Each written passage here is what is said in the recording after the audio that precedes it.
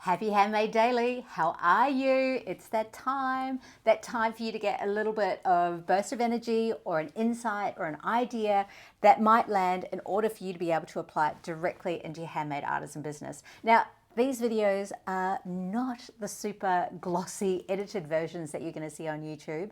And while I love those, I also know that it's really important for me to be able to get this information to you and to share it with you and to create these conversations so that we can continue to grow together. So it's basic. It's me with my iPhone. I'm in my bedroom because the lighting is lovely. You can see me clicking at the end. You can see me clicking at the beginning. But I hope you connect with it, and I hope you connect with the information and the connection that you and I get to make here as well. So let's talk about humans. Humans are imperfect. Now, as much as we've all started diving into the world of AI, right, something that's really starting to come to me, for me in particular, is that the bit that's missing about AI, and yes, I love the polished answers. Yes, I love that it's getting me so quickly to the destination of the answers, but it's not taking me on the journey of learning, and it's not taking me on the journey of human.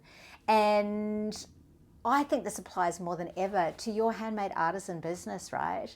I think that when we're in this really polished world and we've got AI that can create graphics, that can create, the copy, the words, all of the stuff, it means that we're getting used to seeing this weirdly perfect version of language, but of graphics and everything in between.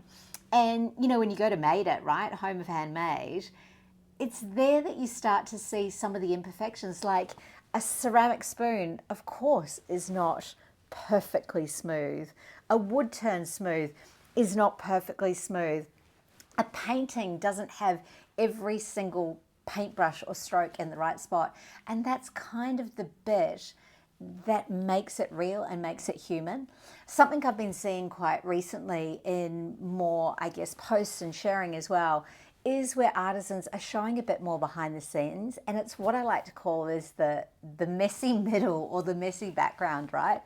And it's so real, and it's like you actually get to kind of see a small part of how, you as the artisan, how your creative brain works. This is such a good video that Kim Bliss did, and I'm going to pop it down below in the show notes. If you're not already following her, she's a UK artisan. I think she's absolutely brilliant. Her style, everything that she does. But she was sharing about these different ideas in which you can really show that it's human, popping your hand in, having a shirt that's got a bit of paint in it. All those sort of imperfections are actually what makes it so beautiful. And it's really about us as handmade artisans switching the goalpost, right? What if we're not trying to be perfect? And one area that I see a lot of this in is actually in your packaging. And if you know me, and I'm the owner of Made It as well, by the way, my name's Lena. It's great to have you here. But I've shared this quite a few times. So if you're in the collective, you already know this, you know my views on this. But for me, brown paper packaging, string, brown paper packaging tied up with string, you know how it goes. Maybe a eucalyptus leaf in there to really give it that Australian feel as well, if you're based here in Australia or wherever you are in the world, right? But it's all of those aspects that shows that it's truly handmade. And I know quite a few artisans that have the most beautiful postcards, right? Thank you postcards that go inside their orders to say, thank you for your order and da-da-da. But what's interesting is it makes them look like a big vertical. It makes them look like a chain. And so when you're a customer and you're purchasing handmade, right? And then all of a sudden you get this like weirdly perfect packaging, and it can also be in boxes that are too fancy as well. And it's funny because the brain plays games on us. So the customer all of a sudden starts to go, well, hold on a second, maybe it's not handmade, and starts to question what handmade actually is. So my question is to you, what does your packaging look like?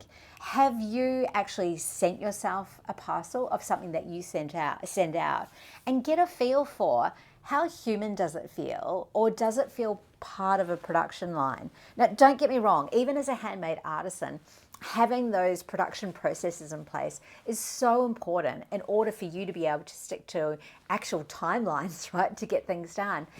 But I just wonder how you could make it not so perfect. I wonder how you could actually humanize it a little bit. I think one of the things that for me I'm super insistent about as well with Handmade Artisans is showing your face and making sure that in your socials that there's a video or a photo of you that's pinned to the top of your page so that people can see very clearly who you are. And I know that it can feel pretty intimidating to go in those photos and be seen in that way. And maybe it's because your hair's not done on that day or whatever it is that's imperfect. It's like, but that gives the customer an opportunity to connect with you, because often in the imperfections, that's where humans and humans connect. It's through the laughter and the play and the fails and the misses that we actually get to connect. And I had this here as well. Like, there's a couple of the artisans, and these are two in particular that I can think of just off the top of my hands. Petrichor Candles and also LEJ Ceramics. Now, both of them have shared really cool posts over the time. They're both absolutely brilliant at social media. If you want any inspo, go over and check them out. And I'll pop that down below, their Instagram pages as well. But they've quite often showed when, let's say they've done a batch of something and it's broke or it hasn't been the right color and it hasn't worked out. And they've been really clever with sharing what's happened in the imperfections rather than trying to show up and say, oh, this is my perfect brand. If you're a handmade artisan, if you're a human, then there is no perfect. There is only striving towards improved and continuous excellence, right? And how you show up and how you create your products and all of those things.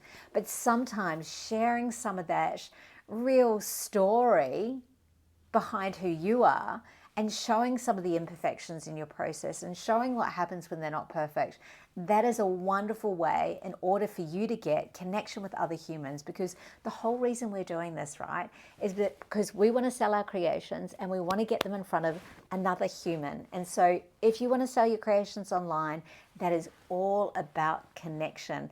And connection comes when we're actually able to have those moments where it's like, yeah, me too, or I get it, or thank you for sharing, all of those aspects. Food for thought, right? So this is the Handmade Daily. I'm Lena, very proud owner of madeit.com.au. If you want to come connect with me over on Instagram. It's me on the Instagram page. Bye.